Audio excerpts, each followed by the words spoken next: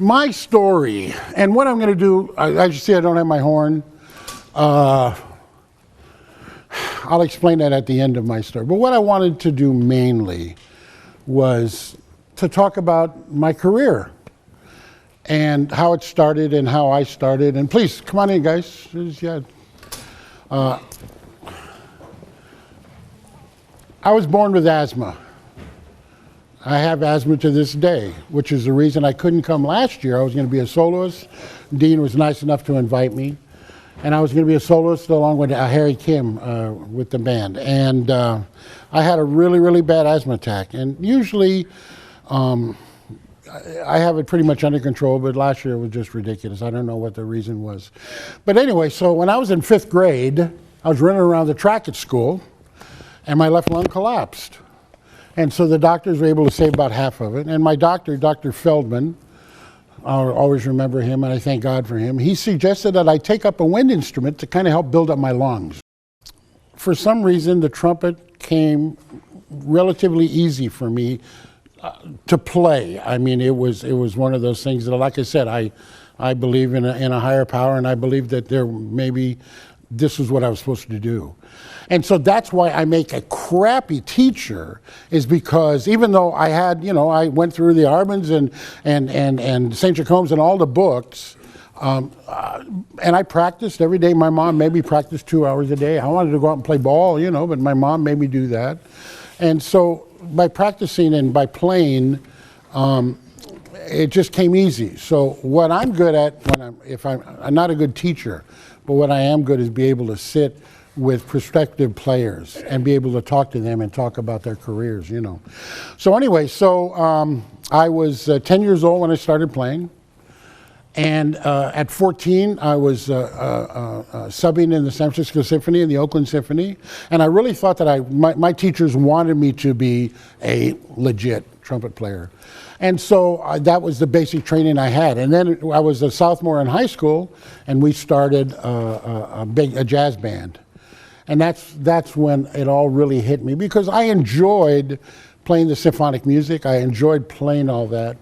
But being the youngest guy, the other guys, Don Reinberg and Chris Bojos and the guys who are in the symphony, I would have to count the piano concertos, and count the bars. And okay, guys, we're 198, 199. Here we go. Okay, and then then I'd have to go back to 1 and 2. So I was a good counter for them. They loved me for that, But when I started playing the big band stuff and started listening to Count Basie, Snooky Young, anybody here who thinks that they want to be a great first trumpet player in a big band, you listen to Snooky Young and you listen to the way he sounds, his sound, his style. Snooky, I love Snooky, and I love the Basie band. And then I started to listen to Woody Herman's band with Bill Chase, and all these great records, And so I kind of got away from the legit part of it and started doing that. And in San Francisco, where I'm from, I was born in San Francisco, there was a lot of opportunities to play. And so always being the youngest guy in the band, which I'm going to tell you right now, for all you nice young people here, and Fred Irby and Dr. Langton Hughes and John can attest to this. When you get into the band, you're always going to be the youngest. And then you're one of the oldest. There's nothing in between. It's like you're either the youngest or one of the oldest. You're never like just the middle guy. And so that's something for you to look forward to. Anyway, in San Francisco, there was a lot of opportunities to play. I was in the original Oakland Raider band. They always had a big band there, great trumpet players in it, and we played in the San Francisco 49er band. I was doing shows, Broadway shows there. And so I just turned 20 years old, and there was a club in North Beach called Mr. D's, and Bobby Darin came in for 2 weeks to work the club. And his conductor, Bob Rosario, and I was there. I was playing split lead with Pat Houston, and they loved my playing. Bobby loved my playing, and he says, listen, I'd like for you Bobby's going to go to Harris, Reno for 2 weeks, and he wants you to be his first trumpet player. Well, yeah, but I'm only 20. He said, lie about your age. So went up there, and I worked up there, and I was blessed to sit next to another great trumpet player, George Graham. And and so the leader up there, George Hernandez, loved my playing, and he offered me a job. So I started working at Harrah's Reno, just right I started March of '69, and in September I turned 21. And so I had a chance to jump right in and work 2 shows a night and start working with great acts. The first act we played was Sammy Davis Jr., and it was Carmen McRae who was opening act, so you got a chance to hear her. But the cool thing was, December of that year, Bill Cosby came in, and his opening act was Dizzy Gillespie, believe it or not. And so here I am, a 21-year-old kid, and Dizzy Gillespie, I'm playing with him 2 shows a night for 3 weeks, got to hang with him, got to talk with him, and that to me was an unbelievable thrill. 2 months later, the guy says, Roy Rogers and Dale Evans coming in for 3 weeks. I said, oh goody, what a thrill, you know. But their conductor was Rafael Mendez. So, and Ralph would come out and play 2 songs before Roy Rogers came out and, you know, hey, ho, Henry, you know, whatever, and Trigger and the Wonder Horse, you know. And so I got a chance to hang with Mendez. I mean, what a thrill, you know, and just to sit and talk with him. And he was so, you know, I carried my conversations with him to this day, just unbelievable. So anyway, I was working that job, and for myself, since I was 12 years old, and I watched the Oscars, and I watched the Tonight Show band, and I watched all the different bands that they had on TV back then, I said, that's what I want to do. I want to be a studio trumpet player. I want to be a first trumpet in the studios. But I knew that I had to get this experience. So by being in Reno, I stayed in Reno for 2 years and worked the acts at Harrah's that would come in. And then I traveled to Las Vegas. And in Las Vegas, I had the greatest job. I was there for 9 years, and for 8 years, in Las Vegas at that time, every hotel, there was 10 hotels, every hotel had a house band with a house orchestra. I'm talking 4 trumpets, 4 trombones, 5 saxes, strings, harp, the whole bit, every hotel. Well, the acts that would come in, they would have to work 7 days a week. Obviously, the guys can only work 6, so they needed a relief band, and they had 2 relief bands in that town. I was in one, the Johnny Haig band, and we would work 6 different hotels every week. And so it was an amazing band, because you could imagine, you go in, you rehearsed on a Tuesday, let's see, for an act, on Monday we're at Stardust. At the Sahara. You go and rehearse the act in the afternoon, play that night, 2 shows, and then the following week come back with no rehearsal and just play. So I had a chance to play with tons of acts, and through that I met Nelson Riddle, which paid off when I moved to Los Angeles. I met Peter Matz, I met Don Costa, all these guys, you know, and plus they heard me play too. So when I finally thought, after 8.5, 9 years of Vegas, to move to Los Angeles, I just made some phone calls, you know, and I immediately started working in LA. But I wanted to tell some stories about Vegas, and especially Reno. In Reno, they had a club in Sparks, Nevada, and they had a house band. Again, every hotel had a house band, and acts would go in there. But their opening act always was Bertha the Elephant. And so these guys had to play every night, 2 shows a night, and Bertha would come out and do 15, 20 minutes, right? And with the trainer and the whole bit. And they hated Bertha because they had to play marches, you know. And then, you know, you play marches, then all of a sudden, okay, then now you got to play, you know, Frank Sinatra, whoever, you know. So it's kind of tough on the chops. So they hated Bertha the Elephant. But they had some great stories of Bertha, some of the things that, you know, and one of them is my favorite one. Now again, the band's on stage. Now, it's a dinner show, key word there. Dinner show, 8 o'clock, and Bertha comes out, you know, and they always have the obligatory tall blonde in the white dress, and Bertha does something and she goes like this, you know, and people applaud, right? So Bertha's closing number was, they brought out this giant mirrored ball, right? Brought it out. And Bertha would get up. Now, this is a big elephant. I mean, not just a big elephant. And she would get up on the giant mirrored ball on all fours, and then she would do a two-handed handstand, right?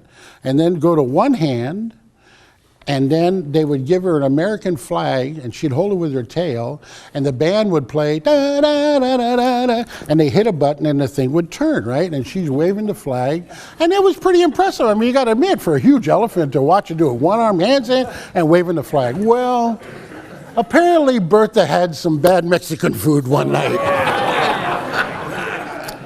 Now, the guys, again, they hate this act, right?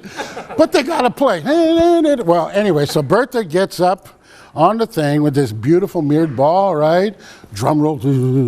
She gets up, does the front handstand, one leg. The pretty blonde lady with the blonde hair and the white dress gives her the flag. The band goes, da, da, da, and they hit the button. It goes around, and she proceeds to have diarrhea all the way around. They said all you heard was the drummer going, because nobody else could play, right? I love that one. That's one of my favorites. And they said the other thing is that, of course, the blonde lady that we were talking about, she, it was like very, hey, I'm in showbiz, and she does this. The elephant does something, right? But she had one trick that she had to do with the elephant, and that was where she would walk. Right, well, obviously audience there. So she would walk and the elephant face her.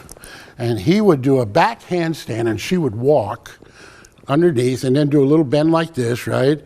And then he would do a front handstand over her and she'd walk out. So it looked like that kind of thing, right? And then the audience, wow, that's great, And they said one night, either she upset the elephant at some point, but the greatest part of it, the guys were saying, was that the elephant did the back thing and she walked, and as she's doing this, Bertha drops a thing, bam, right on her beautiful blonde hair, white dress, but showbiz that she went, ta-da, And of course the guys, they're supposed to hit a big chord, nothing came out, But that's the kind of stuff that, I hope everybody here has a chance to do. If you have a chance to play the circus, I mean, the circus is one of the hardest gigs you'll ever play. The first time I went and played it, and you went in, and the book is like this thick. And you just keep playing it, turning pages. And then at intermission, you finish that book, and they bring out another book that's this thick. I see some heads nodding back there. You played the circus, right, sir? Yeah. I mean, but it's so funny because some of the things that happen that you just don't expect happen, My other favorite story is in Vegas. We were, again, a relief band, and on Tuesday nights we would play at the Stardust Hotel, and it was called the Lido de Paris, which eventually is where Siegfried and Roy were. Well, before Siegfried and Roy got there, they ran through a bunch of different acts and stuff like that, and they just couldn't find an act that the people would love to go see, right? And so this one guy, I just had this brilliant idea. I just got this idea about the Sea of Doves, And so now this was his idea, and what it was there was 40 or 50 white doves that they trained, and it was a huge room, and they trained the doves to fly in a circle over the people, right, like this, like 3-4 times, and big, and lights and lasers, and the orchestra had to play. Now, to set the stage, you're the audience. Here's the stage where all the dancers are and everything. Up in the corner over there is where the band was, and we were behind a plexiglass. But the cool thing about it was you could see the band. So when we played, I mean, you knew it was live music. Now they're using tapes and things like that. But now you could see the band. You could, it really added to the show, right? So we got a call. Hey guys, they got a new act at Stardust. We got to go rehearse. Oh, crap. So this was the 7th day. They had just started that week. And they got some good publicity that how beautiful it was. And they trained the birds to do this, and, and they hit them with the lights and lasers and smoke. And anyway, so we rehearsed the music, and it was okay, And so that night of the show, again, key word here is dinner show, okay? So the guy announced, ladies and gentlemen, he says, Stardust Hotel Lido de Paris is proud to present our newest attraction, the Sea of Doves. I want everybody to just relax, sit back, and look up, right? And so they're looking up. Now, they usually went around the room 4 times. On the 3rd time, apparently, and the way doves are, like pigeons, they follow one dominant dove, right? This guy might have had a little something to drink. Maybe a laser hit him in the eye. We don't know. But I want you to know that what happened on the 4th time around, they're coming around, we're playing, and on the 4th time around, he got a little disoriented and flew right into the plexiglass where the musicians were, followed by the other 49 bed doves. Right?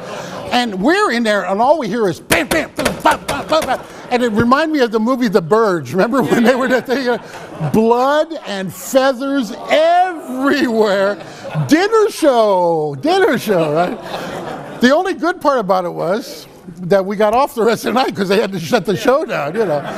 But man, I'll never forget looking up because the trumpets were right on that corner there. And we see all these birds coming at us like, ah! Anyway, so that's my favorite Vegas story, you know. So I was in Vegas until June of 1979. And like I said, I had a great job in Vegas. It was so much fun playing all the different acts. I mean, I played everybody from Liberace to Tom Jones to Elvis and everybody that would come through Vegas. And it was just fantastic. And what a great learning ground as a trumpet player to be able to play all those different styles, you know. And then while I was there, of course, I would play, sub in the symphony and just do as much as I can, you know. And I'm going to stop right there for a second. And I want to let everybody here knows, whether you're a symphonic player, whether you're a jazz player, be able to play all the styles of music. Because if you do, in other words, bring as much as you can to the table. You do not want somebody to say, well, you know, I know, yeah, you're a great jazz player and you can play lead and play all that, but you can't, you know, right now, the gigs that we're only hiring guys who know how to play legit, you know. You're out of work. But if you're able to do what you do, and then also be able to know how to phrase, how to style, how to sit in a section with other players and be able to phrase with them and play in tune and listen, it's going to make you a better all-around player. And if you're a better all-around player, you're always going to have an opportunity to work, you know.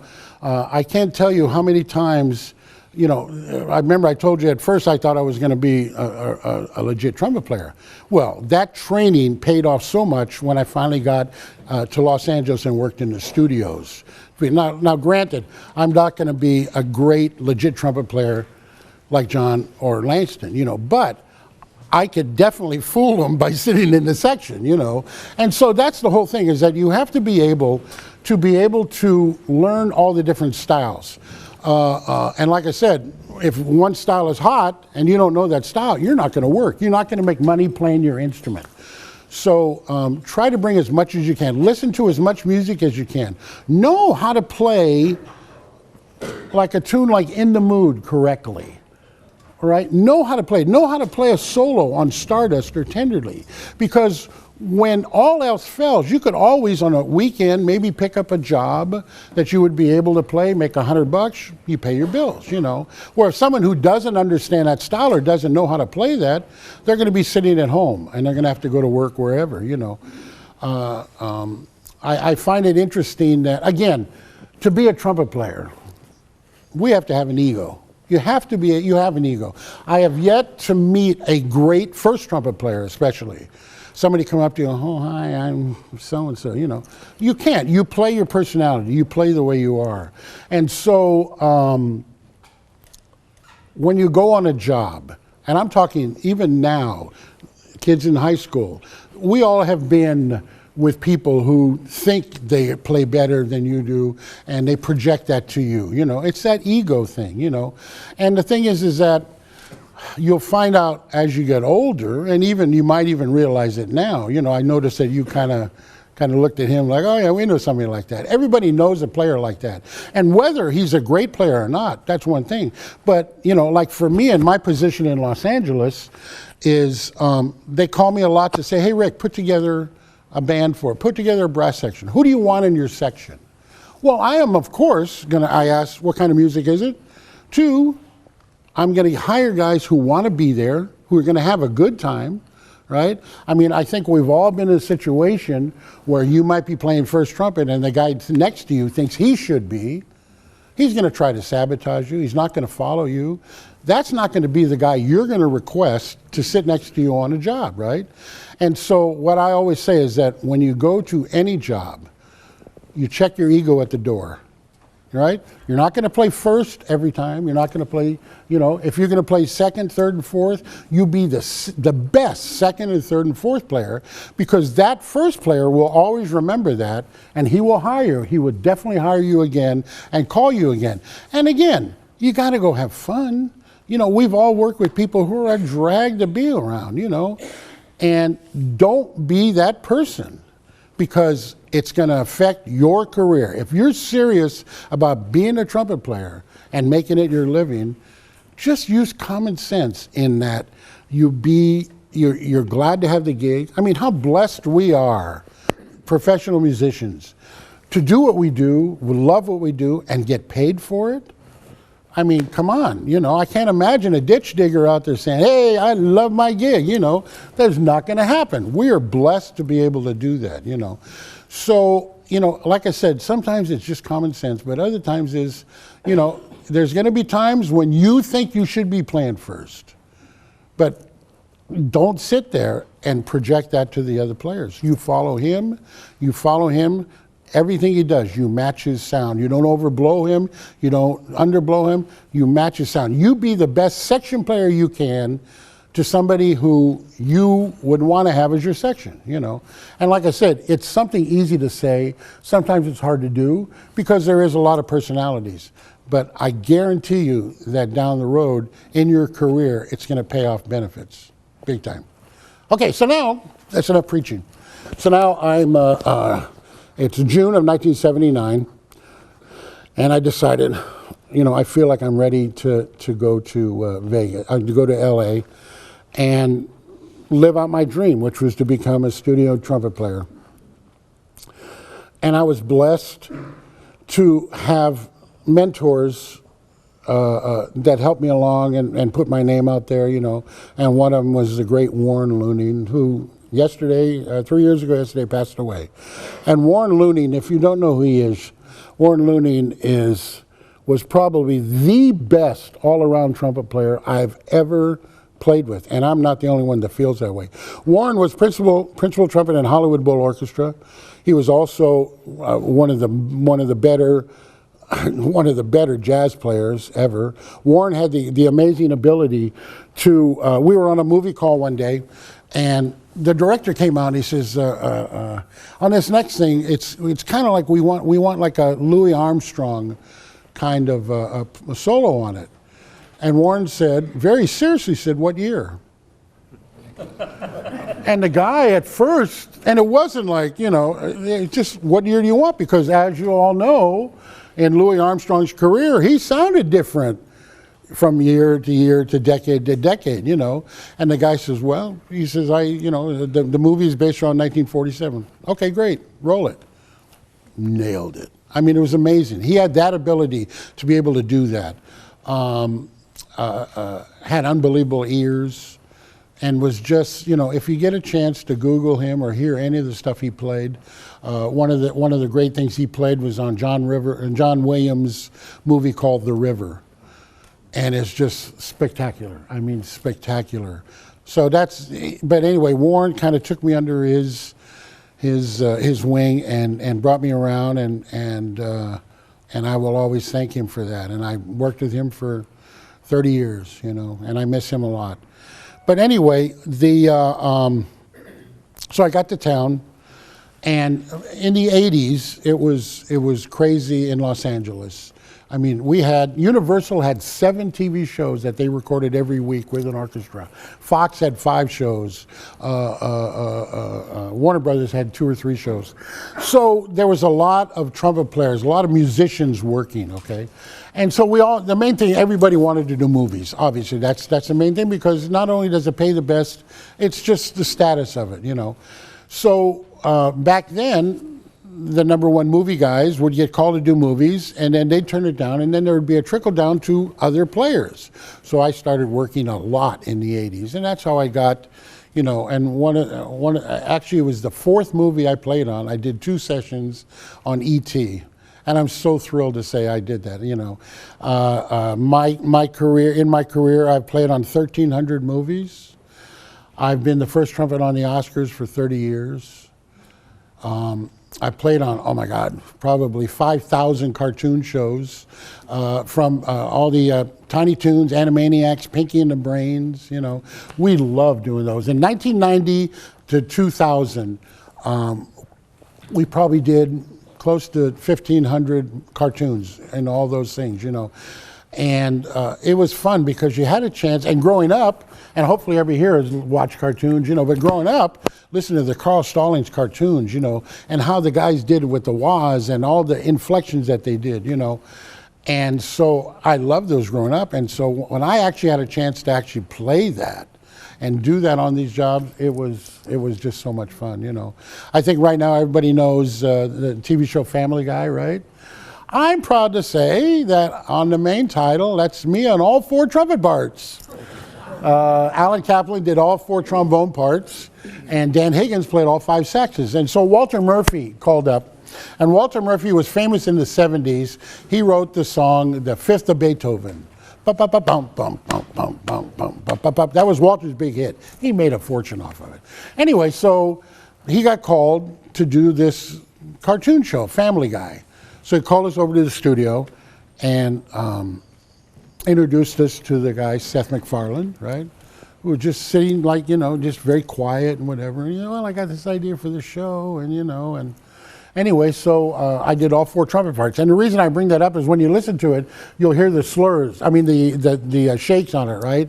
And if you notice that, you know, because my thing, and I got it from Snooki, is I dislike when I hear players, when they see a shake on the music, that they shake it as soon as they hit it. But Snooki always said, establish a note first. And so that they hear that, all right? And so when you listen to the Family Guy theme, and if you'll notice that all 4 parts are exactly the same. Well, I played all 4 parts, so I knew what I was going to do, you know. But anyway, that's the other thing, is that, you know, if you have little things that you do as a first trumpet player, now I'm going to direct this to the big band guys, okay? This is not so much for the legit guys. But to big band guys, you know, the first trumpet player in a big band is, next to the drummer, obviously the most important person, because we're the ones that establish the feel and where the phrasing is going to be and what we're going to do, all right? And a gentleman many years ago said, Rick, if you want to be a good big band first trumpet player, he says, what you do is when you play a piece of music down, you look at it ahead of time, you figure, okay, I'm going to do this, maybe they breathe here, they phrase it here, and then every time you play that piece or something like that, you play it the same way, because it helps the other guys, the section guys, to know, oh yeah, well, I know Rick, he's going to play these 4 bars, you know, or else whatever. And so that's really important to once you psych it out in your head, don't change it, because if you change it, they think you're going to play it the other way. They look bad because they're coming in wrong. Same thing with the trombones and saxes. So there's just things like that that you have to do to remember, if you are the principal player, you're the first player, to be able to play it the same way every time. And I can't write music, but what I tell people is that I love to be able to interpret and add some of my personality into their music, okay? And so a lot of times guys love it, sometimes they don't, you know, even in the studios.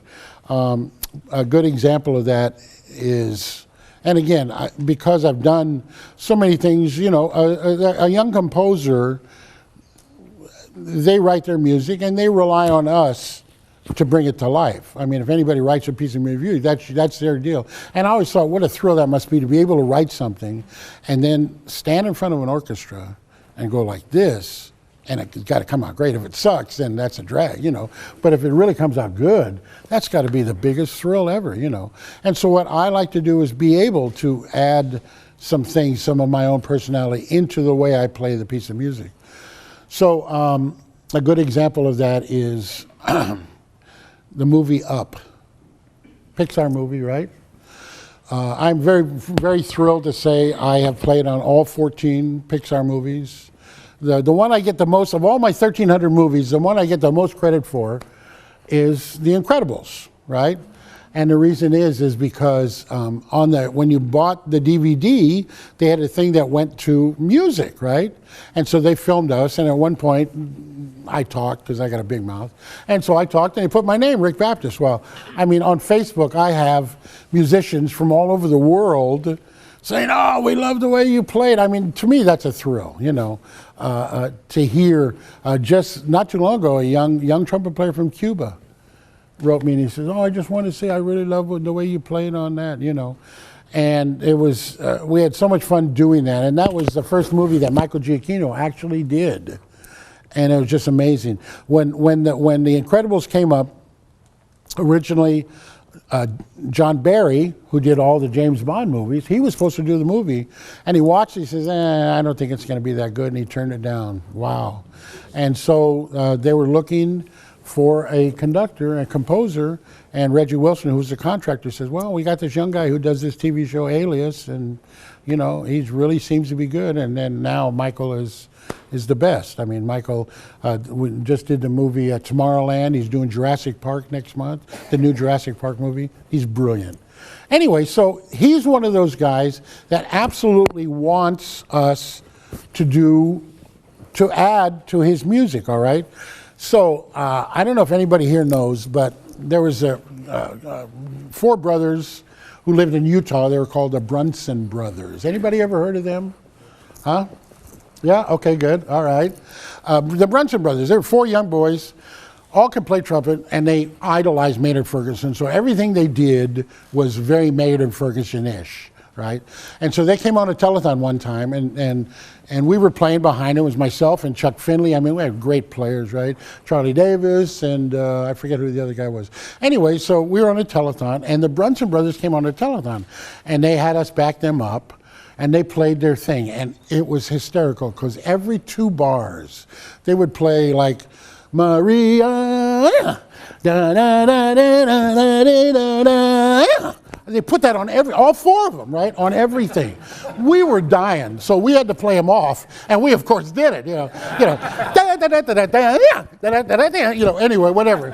So that, you know, and that got around town so fast that was the thing. It was just called a Brunson, right? That if you hit a note and go, da, yeah, right? It was a Brunson. So we're doing Incredibles, right? And there was a scene, and I happened to look up on the screen, because when we do a motion picture, the orchestra is actually in the studio, and they show the picture in the background, right? And so I looked back, and it was one of the things where, I forget what happened, but we played a lineup, and it just cut off. But I noticed that the character kind of did one of these at the end of it. So I said, guys, you know, the last bar 92, Brunson. So we run it down one more time, right? And we get to the, and all 3 of us do it, and the orchestra cracked up laughing. But the director came out and says, "That's perfect. That's the way it fit." And so when you watch the movie, I guarantee you'll hear it. I forget what happens on the screen, but you'll hear a Brunson there. So just something like that, you know. They let us do that kind of a thing, right? So now we're doing the movie Up, and it's a beautiful, touching movie, and I love it. And I played all the trumpet solos in the movie, which I'm thrilled to say. Well, if you remember it, the solos were originally written for straight mute. And so we recorded, it was over at Warner Brothers, and Michael Giacchino His conductor is Tim Simonak, and the director is Pete Docter, right? Now, again, they knew me because I'd done all the Toy Stories and whatever, you know. So anyway, we played it, and we played it down the first time, and I just felt the sound it wanted to be something else. I knew a cup mute wouldn't work. Well, I have in my bag of mutes, which we all have, you know, huge giant bags, you know, a old 1938 Solitone mute that was actually given to me by Manny Klein, right? And so I said, Tim, I said, would you mind if we do it again? I'd like to try a different mute. And because they trust me, you know, from the, yeah, right? Okay. So, we played it again, right? And I put the mute in. And a Solitone mute, as you know, when you play it nice and soft, it's got a beautiful haunting type of sound, you know. And so we finished it, and they red lighted it, they recorded it. And waited, and then I saw from the booth that Michael Giacchino and the director both start walking out. And Warren, who was sitting next to me, says, oh, I think you blew it this time, you know. They both walk out, they walk all the way through, and they each got on either side of me and gave me a big kiss and said, that's the sound we wanted. And so things like that, you know, I went home that high off the ground. I mean, you know, and then when I hear the movie and I hear the color that I brought to that movie, makes me so thrilled, you know. So there's things like that where if you can, obviously in legit, we can't do that. You have to play the way it is, you know. But if you have an opportunity to do other styles of music, you know, you can be able to put your own personality into it, you know. And again, you do it, it drives me nuts how, you know, everybody thinks, you know, you got to play everything up an octave for it to be exciting. Doesn't work that way, you know. In my whole career, I have seen a double high C written 2 times. And one time was on the Oscars where Bill Conti wanted to bust my balls. And so he wrote in a double C, you know. And I said, Bill, I says, I'll play it. We were going to pre-record it, right? I says, I won't do it on the take, but I'll do it on the when we do it. And it was like, you know, and I got lucky and I hit it right and all that. That was fine. But, you know, the thing is that most of the times when you hear somebody play a double high C, Joe Davis used to have, who was a great trumpet player in town, used to say, yeah, it sounds like you get a balloon and go, you know, you blow up a balloon and then, double high C, you know. I mean, it's exciting, but man, for me, Conrad Gazzo, one of the greatest first trumpet players ever, never played above a high G.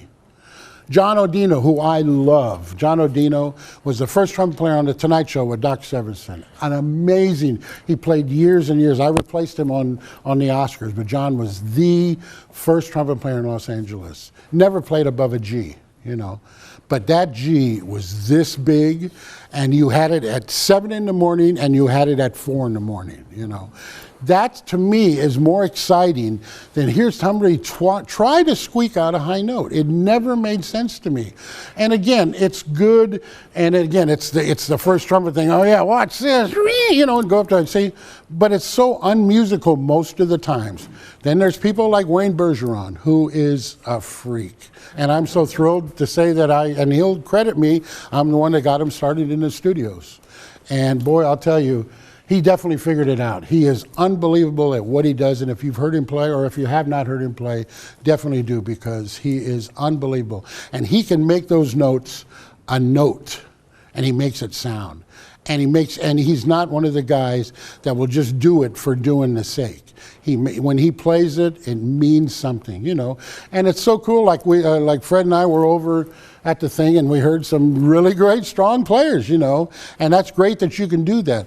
But also, you have to understand, don't do it all the time, because if you do it all the time, they're going to expect that, and if you have to play it more than one time in a row, you just dug yourself a nice grave, you know. So, you know, it's great to be able to do that, but I think it's also much better to be able to be a more versatile player, you know, and be able to work and do other things, okay? I got some stories about The Tonight Show. This is my favorite. I subbed on The Tonight Show. The Tonight Show with Doc Severinsen, the trumpet section, John Odino, Snooky Young, Conti Condoli, and Maury Harris, and then Jimmy Zito was there for a while, and but that trumpet section was amazing, and so I was their sub whenever they got off. So I had a chance to do a lot of the Tonight shows and work with Doc. I mean, those of you, people here have heard Doc play live, right? He's 86 years old, 87, unbelievable, still plays unbelievable. I was thrilled that when I was in Vegas, remember telling you, doing all the shows, Doc used to come in, and Robert Goulet brought him in as opening act. And Doc with his coach, and he had a lady who played violin, Orange Blossom Special, and he played, and she's gonna, Anyway, Doc he was a great opening act, But so I had a chance to play duets with Doc all during the 70s, every time he came into town. And we were talking one time about, and I said, Doc, my God, you're amazing. He said, Rick, he says, the trumpet has given me fame. He says, it's given me, money, of course, He says, but also, he's been married 4 times. He says, because it's really hard when you get really, really busy to find a spouse, this is man or woman, to find a spouse that understands that music comes first, And so when you do find that person, definitely hang on to him, because it's a tough life being married to a musician. I mean, we get opportunities to go out of town with a whatever for 2-3 weeks at a time.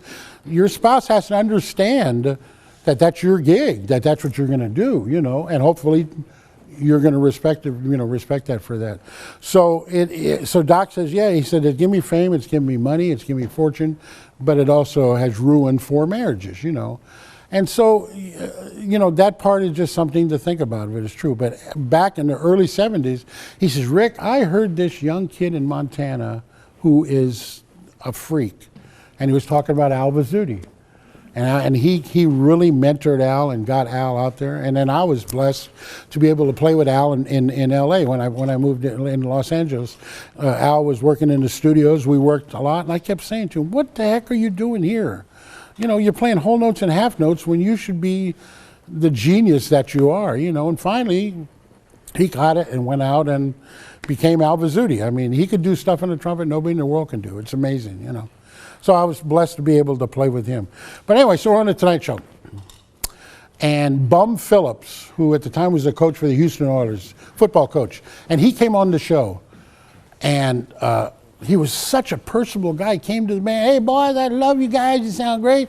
Anyway, he got on the show and he was talking with Johnny, and Johnny asked him, he says, Bum, he says, I heard a story that you've been married for 40, yes sir, I've been married 46 years to my wife.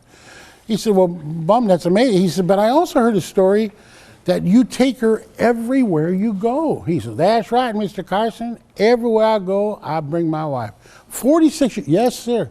He said, why do you do that? I said, well, sir, she's too ugly to kiss goodbye.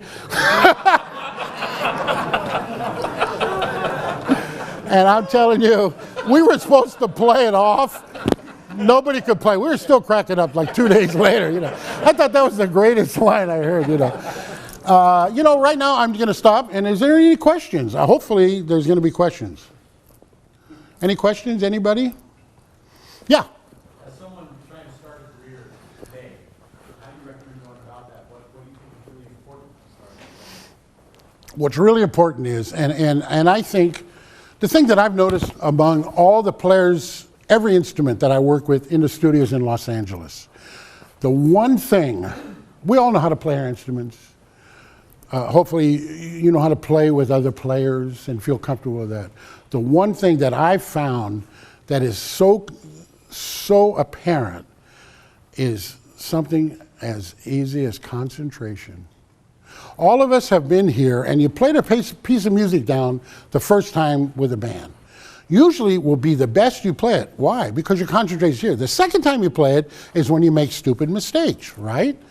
Well, the thing that I have found in Los Angeles, and anybody who works in the studios, is that the concentration level is at 110% at all times. Every time you pick up that horn, that's it. And if you can do that and listen and be able to play with the other players, you're going to have no problems at all. None whatsoever. But that's the whole key, is concentration. And like I say, you could tell somebody who is in fifth grade just starting to play, and all the way up until, however age, Concentration is the most important, and I think you agree with that, yes? Right? All my professional trumpet players here do, and it really is. It's the key to the whole thing, You were going to say something? Yeah, I was going to ask, when you moved to Vegas and LA, did you have connections first, or did you just kind of ship out and get? Well, again, because I said that I had played when I was in Vegas, and I worked with Nelson Riddle, and I worked with Don Costa, and so my last about a year and a half in town, in Vegas, I went to those guys when I saw them, and I said, listen, I'm thinking about coming to Los Angeles, would it be okay if I call you? Because that's the hardest thing to do, is when you move into a new town, you know what you can do. Now you got to get it out there to find out how to have the other people hear you play. All right, well, I tell the young guys coming to town, try to get on a rehearsal band. Try to be heard by as many people as you can, because believe it or not, your fellow players are going to be the ones who are going to help you out and help you get work, The other thing is that always play the best you can, no matter what the situation is. In other words, if you're playing in a band or whatever, and the band sucks, it's horrible, you don't play down to them. You keep playing the best you can, because you never know who's going to be in that audience. Perfect example. I was playing with an older dance band in Los Angeles, Manny Harmon's band. Bunch of great older players, but again, they hadn't played in a lot of years, but we were just doing a dance. It was casual, right? And I stood at one point and played some solo on Tenderly, whatever, Stardust, Cherry Pink, Apple Blossom Light. I played a million times. Anyway, just something that I played, and all the guys, yay, rah. Took a break, and an older gentleman came up to me. He says, I want to tell you, I really loved your sound. I loved the way you played. I said, oh, well, thank you very much, sir. I didn't recognize him. He said, I'm going to have my contractor. He says, yes, I've only been in town for a year. He says, I'm going to have my contractor call you. May I have a card? I didn't have a card, so I scribbled down my name, And I said, what is your name, sir? He said, my name is David Rose. And David Rose at the time was doing Highway to Heaven. And so the next week, I get a phone call from his contractor, Price. Oh my gosh, I forgot his first name. And he says, hi, David. David said he heard you play, and he would very much like you to come and do this session. And that's how I got started playing with David Rose. Didn't know he's in the audience. I was just going to play a gig, with the guys. And 2 other times that's happened where I've actually gotten work because they heard me play somewhere else. So every time you play, you never know who's going to be in that audience to hear you play. Play great. Over here, any questions? Anybody? Yeah. Your mindset during the Oscars, you have 5 possibilities of a winner. Right. How do you cope with the fact that you don't know what you're going to play in 5 seconds? All right. Like I said, I'm thrilled to say that I've played the Oscars for 30 years. And I'll never forget the first year we did it. It was the 53rd Academy Awards, and Bill Conti was the leader. And Bill had heard me play on a few other things, and I was blessed to be able to do it. 19 years with him as the first drum player. Well, his first drum player, Tony Turan, couldn't make the job. And so a couple of the other section guys said, well, we got this new young kid in town, Rick Baptist. I think he would really do a good job. So I went and did it. And rehearsed, and things were great. And then you do the show. Now, it's a live show. We're in the pit, all right? The director says, okay, folks, in your headphones you hear this. Okay, folks, all right, everybody have a ball, and don't forget you're going live to 1 billion people. Thanks, loads. I really needed that, And so that's the cool thing that I love, and that's why I'm so thrilled that I'm able to say that I did do that show. In answer to your question, we rehearse, what it is obviously they have five nominees, and we do not know who's going to win, And so they have 3 pages, one A, B, C, D, and E, all right? And on it will be the name of whoever is up for that award. That would be in the corner. All right. We rehearse all those pieces of music in rehearsal, and when you get on the job, we all have headphones on. We are all listening to the show, and they say, and the winner is blah, blah, blah, right? You have 3 seconds to find it. Now, again, on some categories, you kind of know who the favorite is, so you kind of key in with your eye on, okay, it could be number 1, it could be, number 5, so you're going back and forth, but you always are looking to see, number 1, are you playing in the first bar? Because then you don't have to worry about it if you don't, let somebody else worry about it, and so we always put little marks, okay, you could cool it here, or else if you have a solo, you got to be ready for that, So anyway, and they say, and the winner is Argo, and bump 1, 2, 3, conductor, boom, the whole orchestra plays. That's why Bill Conti is probably the best at doing that show, because you can imagine. You're right. We're going live to 1 billion people. You don't want a conductor up there going, you want to have somebody relaxed, who's confident, and trust us. And that's why Bill always had pretty much the same guys all the time, because he knew that we knew how to do the show, So, funny story about that, about playing for that many people. Arturo Sandoval came in the show, and he was going to be featured on stage with, I believe it was Natalie Cole, right? Now, I had done, when Arturo first came into town, he moved here and moved to Los Angeles, and he did the movie Havana, right? And so that was the first time I did that movie with him, and that was the first time I had a chance to meet him. And we became good buddies, and all that. So when I saw him on the show, I went up to him, and I said, so Arturo, you're just going to have to know that, you might get a little nervous. I said, because you're going to be standing, and, make sure you have some water, make sure you have this. Oh, before I even tell that story, how many people here have gone through the thing of nerves? Come on, be truthful. All right. I learned this from an opera singer, because what happens when we get our nerves? You start to get dry mouth, right? And you can't. What this opera singer told me, and you could all do it right now. What you do is you take your back teeth, and either you bite the back of your tongue or scrape it on your tongue. Try it.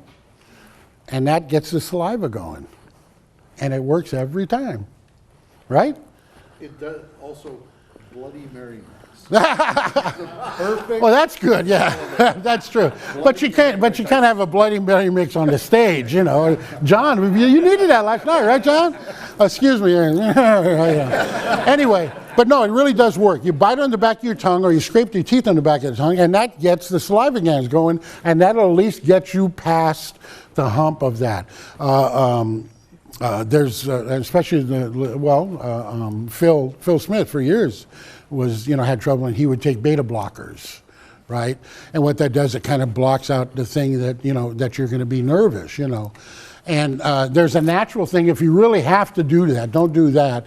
But there's a natural thing called, you could buy it in any stores, called Kava, K-A-V-A.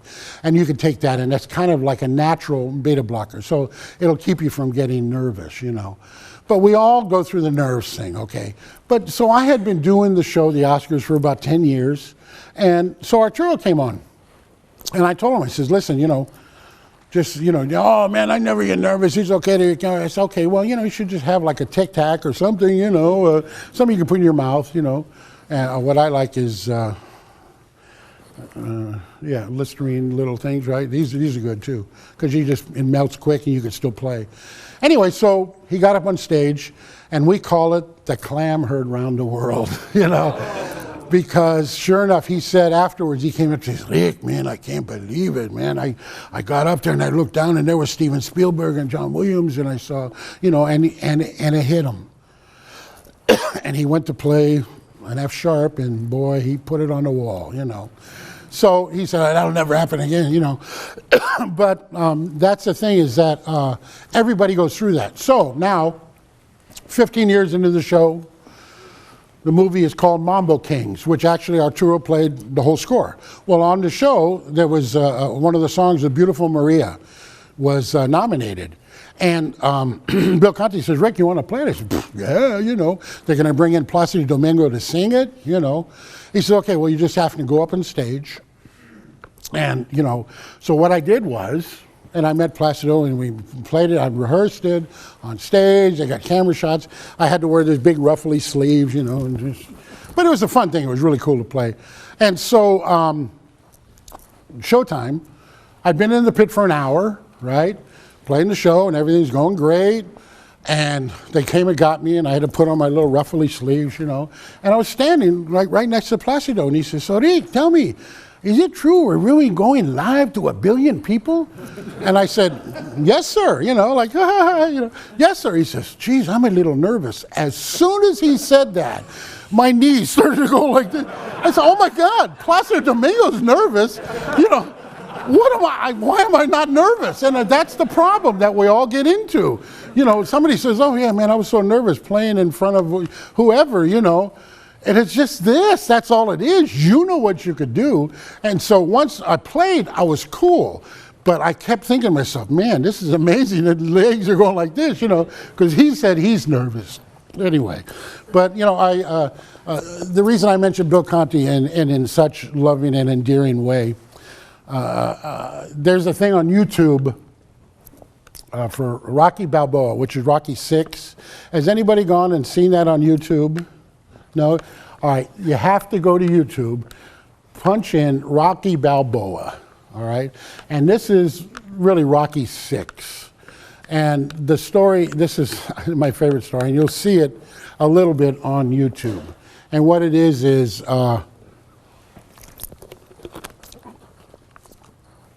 I worked on Rockies 3, 4, 5, and 6, all right? So I was thrilled to be able to do that. And Bill always had 9 trumpets. We always had 9 trumpets playing on those movies, which was great, So this new Rocky Balboa movie's coming up. He's 60 years old in the movie, right?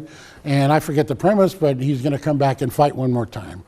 So we go into Capitol Studios about 6 weeks before the main dates, which we were going to be at Fox, and we had 6 trumpets, and we played Bill's theme, bum bum ba da dum ba da dum ba da da da da da, right? We recorded the theme with 6 trumpets and 4 trombones and a tuba and 6 French horns.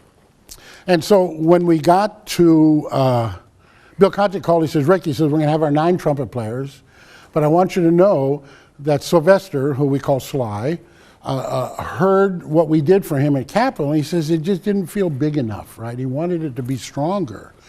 And so he says, I'm going to hire 9 guys. Who do you want? Well, I got all horses.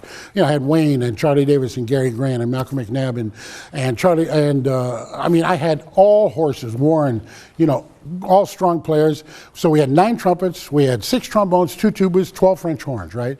And all the strings are in front of us. We're in the back of, So we recorded at Fox. And Bill says, come on, guys, give it to me, And so we all played it, recorded it. And then an hour and a half later, Sly comes in his $700,000 Rolls Royce, which I'll never forget. It was a gorgeous car. And so Bill says, Rick, he says, I want you to come into the booth with me and try to help me sell this because, And so I said, yeah. And like I said, I played on 4 of the movies and done out of the movies with Sylvester. So he knew me, introduced me, And it's okay, play it black, And Sly's deaf. He must be, because I can't tell you how loud the playback was. People were going out of the booth, running out of the booth, right? So we're standing there. He says, Bill, it just, you got to understand, I'm 60 years old, and I'm coming back, and I want people, when they hear your theme, I want them to know that it's going to pick me up, And he says, and then I said, well, Sly,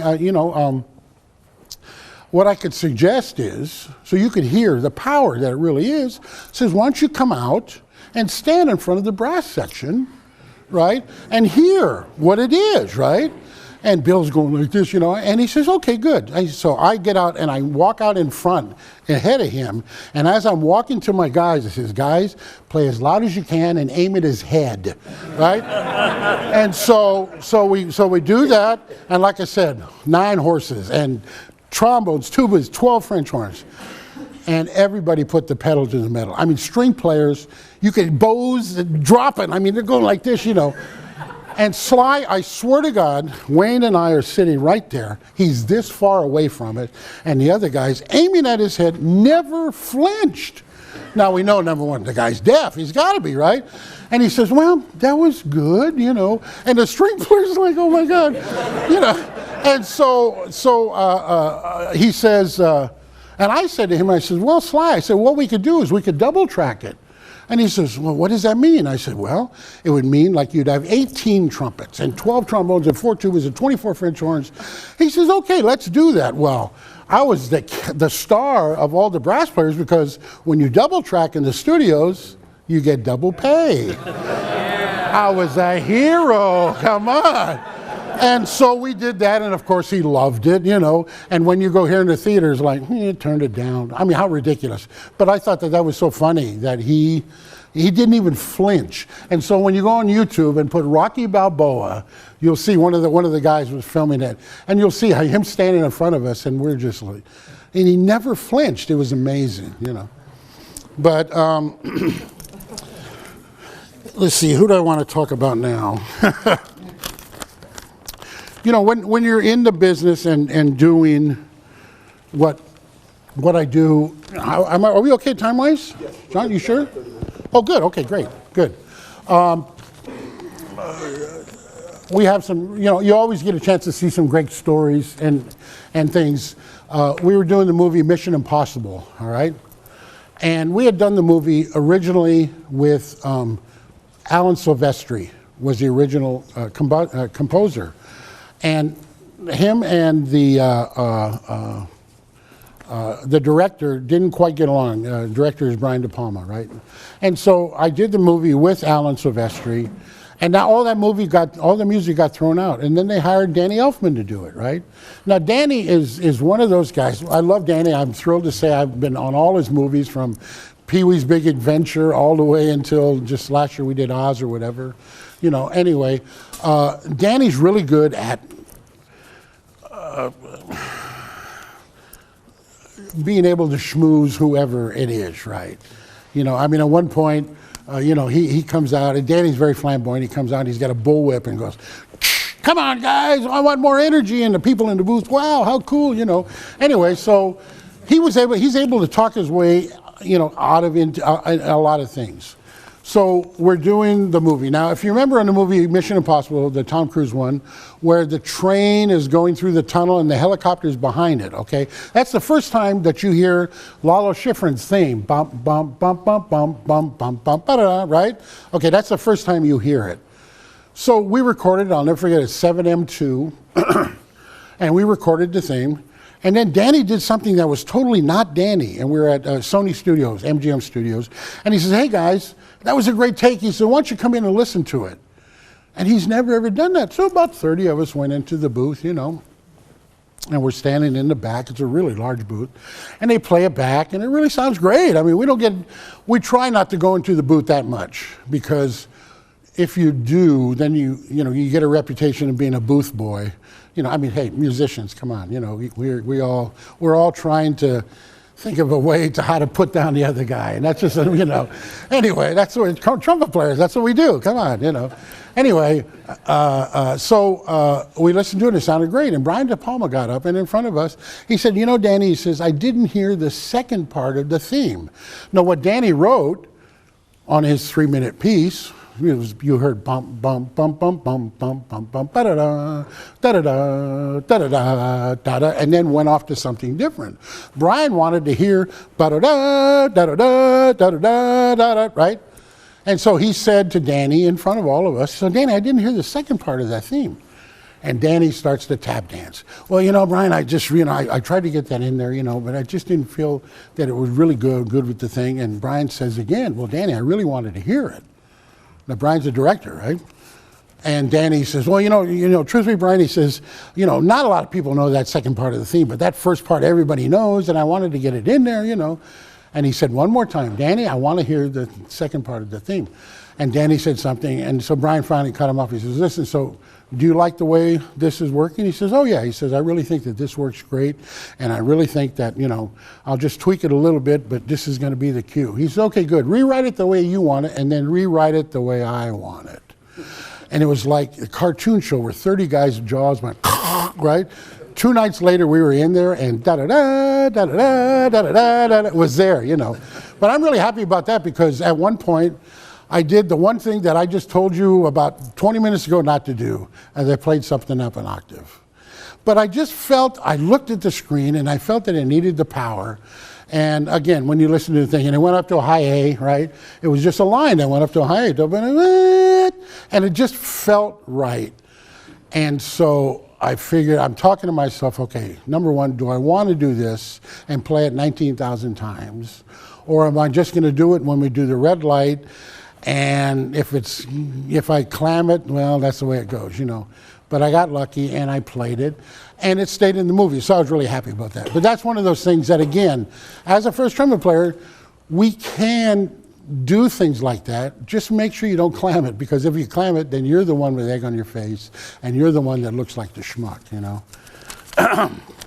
Anyway, let me see. Yeah. Yeah. Along the lines of what you just said. Uh-huh. I asked this question to John Lewis years ago when he said with Young Advanced String. As a first trumpet player in LA, what is your opinion on the pressure compared to, say, principal trumpet in San Francisco? You know, All right. Yeah, okay, good. That's a good question. Thank you. One of the great first trumpet players, I think, around was the great Tom Stevens, who played first trumpet with the LA Phil. Brilliant trumpet player. And Tom and I, we did, you know, the John Williams Olympic Fanfare. I was one of the 9, and Tommy was there, one of the 9 trumpet players who played that. I'm thrilled to say that, you know. And so anyway, but Tom hated working in the studios. I said, Tom, all the stuff you play and the LA Phil and all that, why would you hate working in the studios?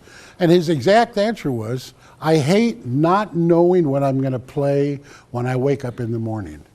And that's the studio musician's life, and that's what I love. I love the fact that when we go to work, we have no idea what they're going to put on that page. So what does that make you do? Number one, you always have to be prepared for anything, all right? And number two, it's exciting. We never go through the book when we sit down. You know, we get there at 9 o'clock for a 10 o'clock start. You go have donuts. You talk with the guys, you BS with everybody, and then you sit down and you warm up, and then you open the book. When it's ready to go, okay, what's up? Okay, good, and play it. And that's the amazing musicianship that there is in Los Angeles. But I asked Tom, I said, you can play anything, and that was his thing. And then I understood it because, as you know, in a symphonic orchestra, you know what you're going to play a year ahead of time, right? You pretty much know what your schedule is going to be. That would drive me nuts, especially if I knew I had to play Petrushka, you know, and if I maybe the last time I did it, I clammed it. That gives you 8 months to think about, oh man, I got to play that solo again, you know. That would drive me absolutely crazy. I mean, has it ever, oh, okay, oh yeah, you know. I mean, so that for me, in answer to your question, that's why I love being a studio player.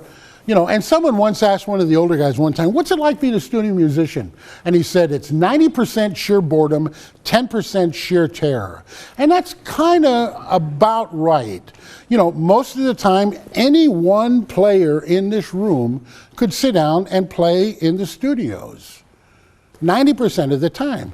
10% of the time, it's like, you got to do it, because if you don't do it, trust me, as big a town as Los Angeles is, we always said, if you make a clam at Sony, that afternoon they know it at Warner Brothers. That's how big the town is, but how little it is, you know. And again, for the last 10 years, I've worked with the same 4 or 5 guys doing everything, which is sad, you know. And I'll get back to that, which is why I became vice president of Local 47.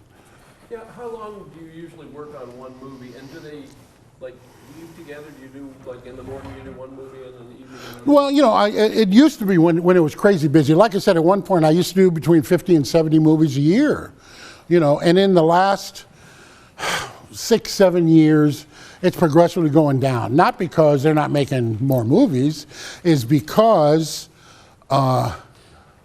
They're taking more movies to London, to Prague, to Bratislava. They're building a huge recording studio in Germany, you know. And the reason they're doing that is because of, because it's not that we're not taking care of business. And let me explain to you the way, does anybody have any idea how much, if you got called to do a 3-hour motion picture, how much the pay would be? Okay, let me tell you. The way the scale works is, and motion pictures we love because they have what we call a special payments fund. All right, like I said, I worked on 1,300 movies. So when a movie is shown on a DVD, when it shows on HBO, when you see it in an airplane or whatever, we get a repayment of sorts, okay? Now, obviously, they're not gonna, you know, I did 1,300 movies, they're not gonna send me every time something is on HBO, they're not gonna send me a check. So there's a fund called the Secondary Markets Fund that will receive all the checks, all right? And on July 1st, which we lovingly call Christmas in July, all the movies that have been aired, you will get a check, all right? Now, a perfect example is my dear friend Fred Irby here, who is a teacher at Howard and a great trumpet player at DC. Fred came out to do, I believe it was the Emmys, right, or whatever, yeah. And so one of my musician trumpet friends could not make a call. And so Fred was there. I said, Fred, you want to work on a movie? And it was, Alvin and the Chipmunks, the Chip Ahoy movie, right? That was their big movie. Tell them how much you still get every July for that movie. Well, I think when I first did it, we got, what, 2,100? Yeah, we worked on it for maybe 4 days or whatever. And since then I've gotten like 13,000. Just aired like that. So we love the Secondary Markets Fund. We really do. I mean, some of my fellow players get checks well over $100,000 every July. Hence Christmas in July. Okay. So the only drag about that is that the producers and directors and the people who put the movie out every year have to reopen the books and figure out how much they owe you musicians so that they can send that money to the musicians fund, right? And because now in London and all these other studios they could all play, you know. They have it where there's no back end payment. There's no buyouts, there's no back end payment. So the producers said, wait a minute, we can get this movie done over in England and not have to reopen the books. So right now, that is the thing that's hurting the musicians and the work in Los Angeles, okay? If you do, I was gonna tell you the pay-wise. Base pay for a 3-hour movie call, usually we, in answer to your question, most movies are between 3 days, double sessions, which means 3 hours in the morning, 3 hours in the afternoon. So usually 3 doubles all the way up into a week of doubles, you know. Music is always the last thing that goes on a film. And so they, you know, the film's already made, it's already edited in most cases. So the composer, whoever he is, previews his music to the director, writes it, and we record it, okay? So it's usually about 3 days. Some days it's 5 days, depending on what the movie is, you know.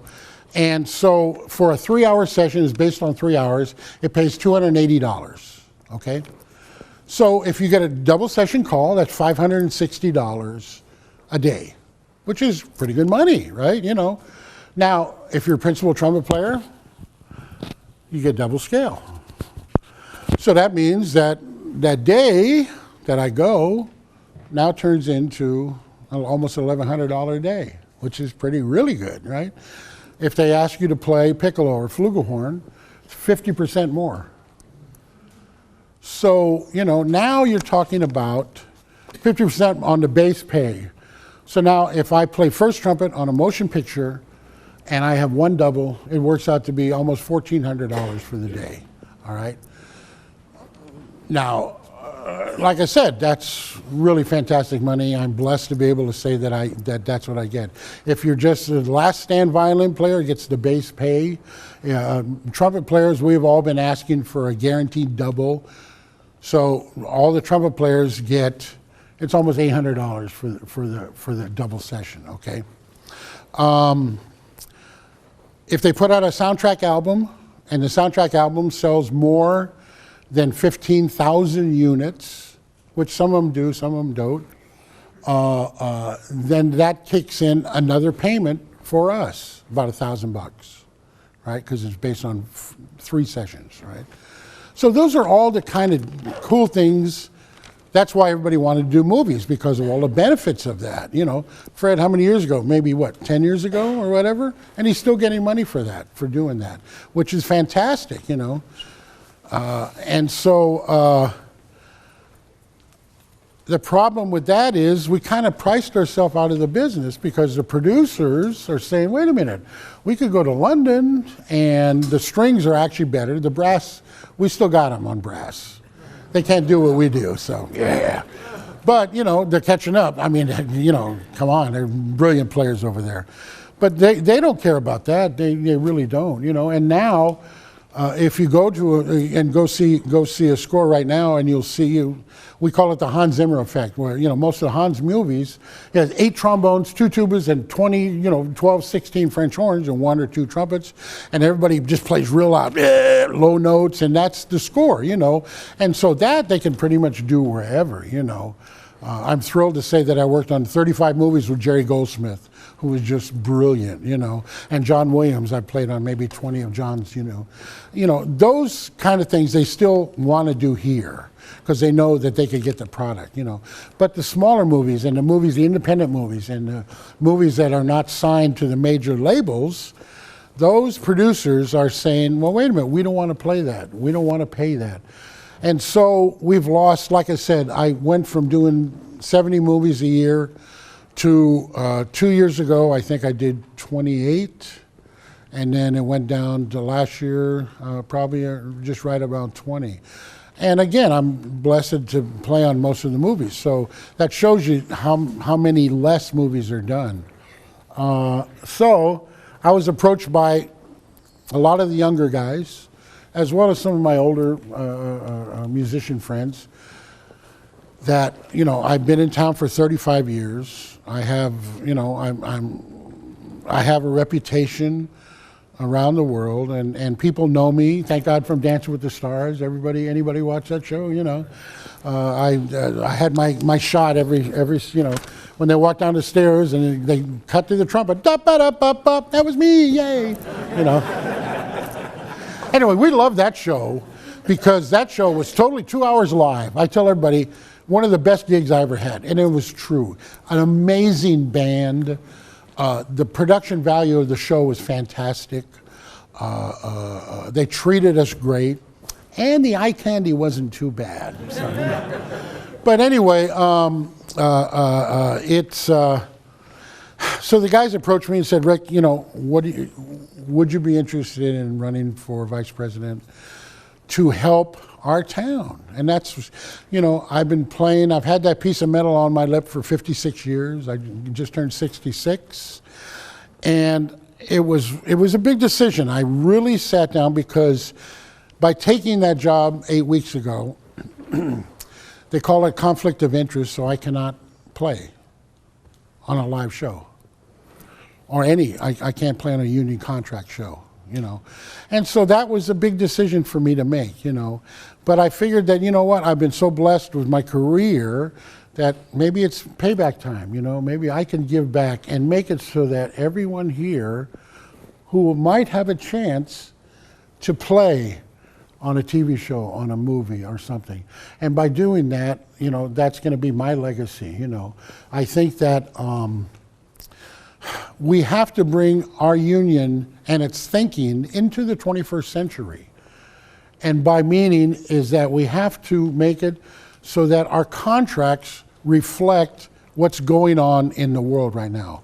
I was blessed to be on the bubble in the 80s and 90s and early 2000 where we were working a lot in town.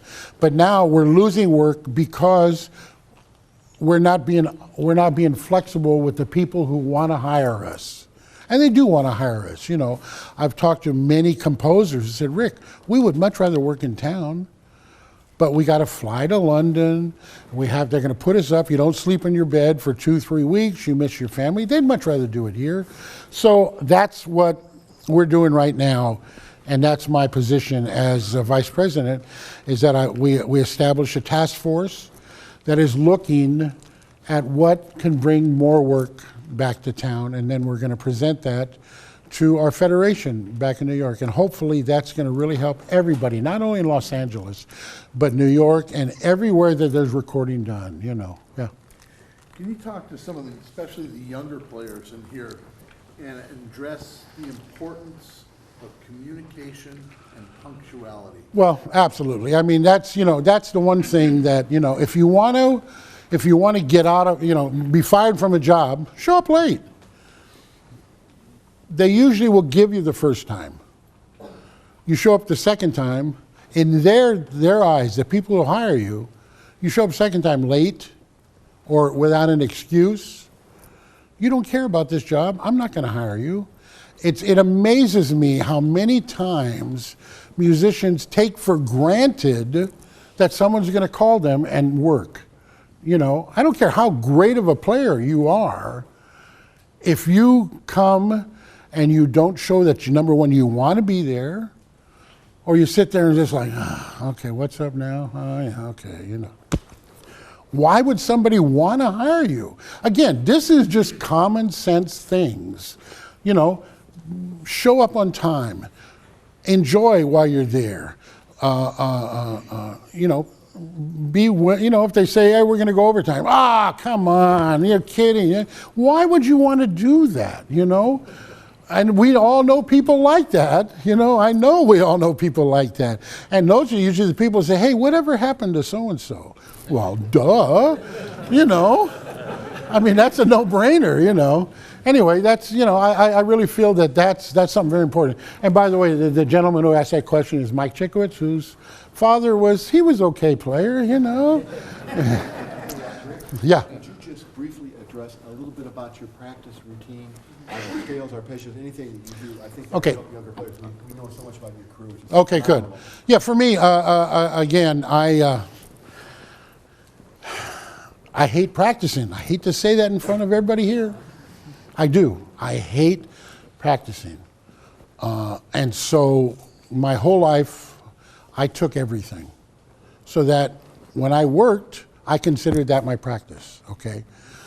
But as things started to slow down, I realized that, and now my warm-up is very simple. I'm a big fan of lip slurs. I'm a big fan of playing soft. When you warm up, play soft. Why guys pick up the horn, you know, that'd be like a weightlifter going and he's going to lift 500 pounds right off the bat, boom, you know. Well, come on, you can't do that. This is just muscle, blood and muscle, right? And now, big tip time, write this down, this is good. And again, I have the career to prove it. Those of us who played really hard the night before, next morning you got to wake up, play real soft. Chops are about this big, right? All of us had gone into that. Well, if you, when you go to bed after playing real hard the night before, take one aspirin, not Tylenol, not Advil. Those are the worst things you could take when you play trumpet because it attacks the muscles. Aspirin, the reason they tell heart patients to take an aspirin is because it thins out the blood. So when you sleep, you go to bed, you take one aspirin, maybe two, if you can handle it, but one definitely. While you sleep, thins out the blood. The body knows where the extra damage is, sends extra blood there. You will not be puffy in the morning, guaranteed. Check it out. It really does work. Really does work. Anyway, yeah. Oh, I'm sorry. No, go. I was going to ask, many of the people at the top of the industry start off at the top of the talent pool for obvious reasons, very natural folks who start off at the bottom of the talent pool, who are the examples of guys at the top now that some of us could look to as models of how to work hard, how to learn all of those different things? Who Great. are the zero to hero guys? That's great. That's a great question. Depends on what style of player you're going to be. You know, again, I listen to as many people as you can. Records. I've always been a person that when I sit with somebody, you could always learn from everybody you work with. And so if he does something that you say, oh, okay, file it in the old memory bank, you know. But as far as players right now, in the studios right now, there's kind of been a turnover. Malcolm McNabb, God bless him, the best. I'm so thrilled to be able to say that I worked in 35 years with Malcolm McNabb in the studios. But Malcolm now is in his early 70s, and they're going for a youth movement, and the new guy right now is John Lewis. And John Lewis is an amazing trumpet player. John Lewis, amazing trumpet player. He is the number one guy right now, you know. And just, I would just say, I mean, last night I went and heard the concert. I told John this, so I'm not going to embarrass him because I already told him this. And I was blessed to sit right where his horn was being pointed right at me in the VIP section. And anyway, that to me, I couldn't do that, but it was so inspiring to hear him do that. And all I can say in answer to your question is, anybody you work with, you can definitely learn from. And so listen, see how they do it, see what they do. I caught what you did, and then I know you probably don't know this. You probably know you do it.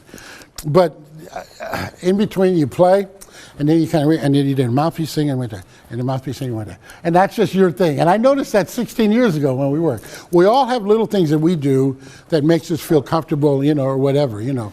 But I would just say, you know, as far as people who look up to, anybody who's out there doing it, making a living playing trumpet, you know, those are the people you could look up to. But then also find out what they're like one-on-one. That's when you see the real person. And most of the time, the great players are usually the nicest guys you'll ever meet and ones willing to sit and talk to you. It's the guys who are the first ones that say, oh yeah, kid, and just, you know, fart you off. I mean, really, you know. So I would just say, constantly listen, constantly watch, constantly learn, you know.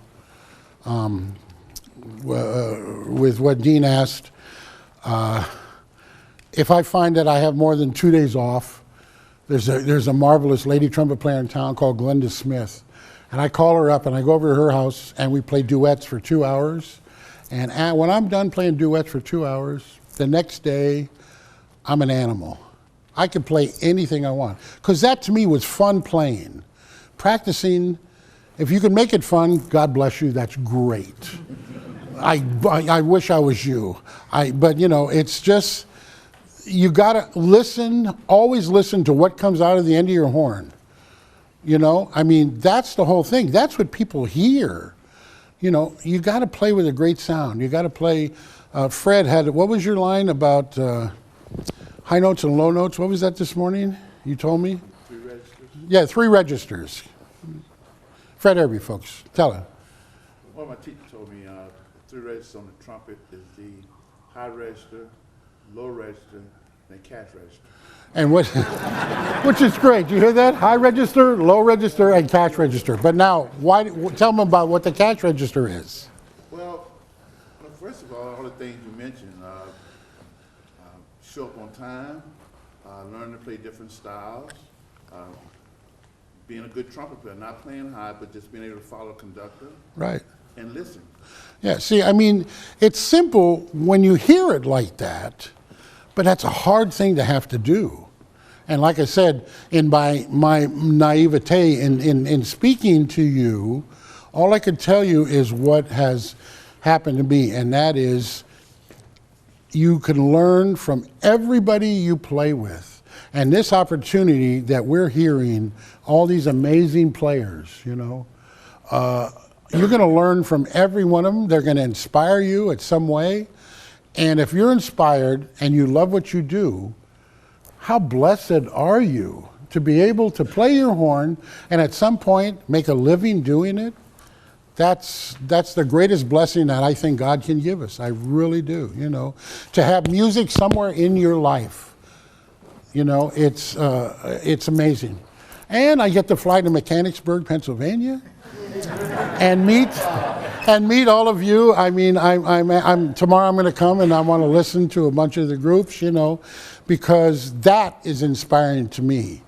And to see all the lady trumpet players here, I think that is fantastic. And to hear what Dean said last night, I think it was you about, oh no, the other gentleman, about how many of the women trumpet players, lady trumpet players, you know, yeah, that's hard because, and especially not some. I mean, there's a lot of great symphonic women trumpet players, but you know, we always said in the studios.